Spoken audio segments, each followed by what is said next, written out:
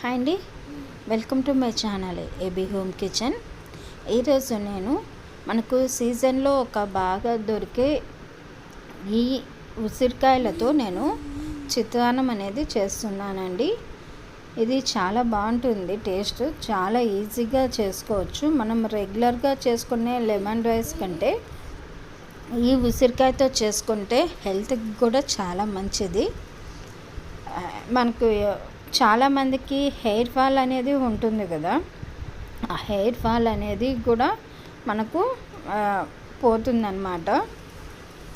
Hair growth కూడా చాలా బాగా వస్తుంది, హెల్త్కి కూడా ఇది చాలా మంచిది.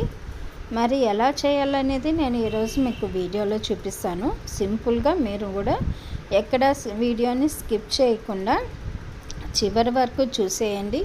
అలాగే నేను చేసే ప్రతి వీడియో కూడా మీకు నోటిఫికేషన్గా రావాలంటే నా ఛానల్ని పక్కనే ఉన్న బెల్ బటన్ నొక్కితే నేను చేసే ప్రతి వీడియో కూడా మీకు నోటిఫికేషన్గా వస్తుంది. అలాగే మీకు ఈ వీడియో నచ్చితే నా ఛానల్కి లైక్ చేసి నా ఛానల్కి సపోర్ట్ చేయండి. వీడియోకి అయితే లైక్ చేయండి. ఫస్ట్ నేను చాలా సింపుల్గా మీకు ఈ హెల్తీ రెసిపీ అనేది చూపిస్తాను, మీరు కూడా చూసేయండి. ఇక్కడైతే నేను ఉసిరికాయలతో చెప్పాను కదండి, ఉసిరికాయతో చేస్తున్నానని. ఇప్పుడు ఇక్కడ ఉసిరికాయలు ఒక 4 నుంచి 5 వరకు తీసుకొని ఇందులో మధ్యలో సీడ్ అనేది ఉంటుంది, ఆ సీడ్ అనేది తీసేయాలి. తీసేసి ఇలా చిన్న చిన్న ముక్కలుగా కోసి పెట్టుకొనేసి అందులోకి పచ్చిమిర్చి కూడా వేసుకొనేసి 2 కలిపి మిక్సీకి పట్టుకోవాలండి. మెత్తగా అనేది పట్టుకోవాలి. ఇలా పట్టుకున్నాక పక్కన పెట్టేసి ఇక్కడ ఒక ప్యాన్ తీసుకొని ఆ ప్యాన్లో ఒక 2 స్పూన్ల ఆయిల్ అనేది తీసుకోవాలి. 2 స్పూన్ల ఆయిల్ తీసుకొనేసి అందులోకి కొంచెం ఆవాలు అలాగే జీలకర్ర కూడా వేసుకోవాలి.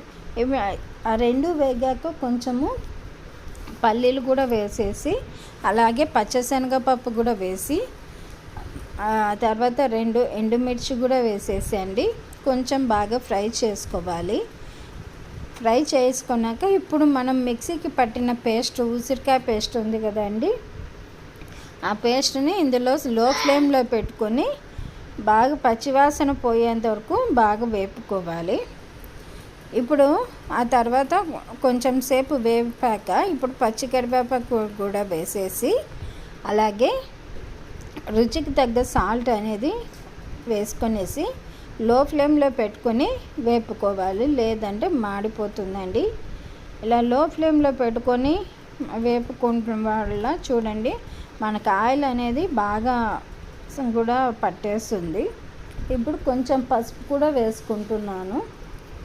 పసుపు వేసుకొనేసి ఒకసారి బాగా కలిపేసుకొని ఆ తర్వాత మనం ఉడికించి పక్కన పెట్టుకున్న అన్నం ఉంటుంది కదా, ఆ అన్నం వేసుకొనేసి బాయిల్డ్ రైస్ అండి వేసుకొనేసి ఇలా కలుపుకోవాలి. ఇది మనము అప్పుడప్పుడు తినడం వల్ల ఇలా కూడా చేసుకొని హెల్త్కి చాలా మంచిదండి. అలాగే మనకి హెయిర్ గ్రోత్ ప్రాబ్లం అనేది కూడా మనకు తగ్గుతుంది. హెయిర్ గ్రోత్ బాగా పెరిగి హెయిర్ ఫాల్ అనేది తగ్గుతుంది. అలాగే ఫైనల్గా సన్నగా కట్ చేసిన కొత్తిమీర కూడా కొంచెం కలిపేసి ఇలా ఒకసారి బాగా కలుపుకోవాలి.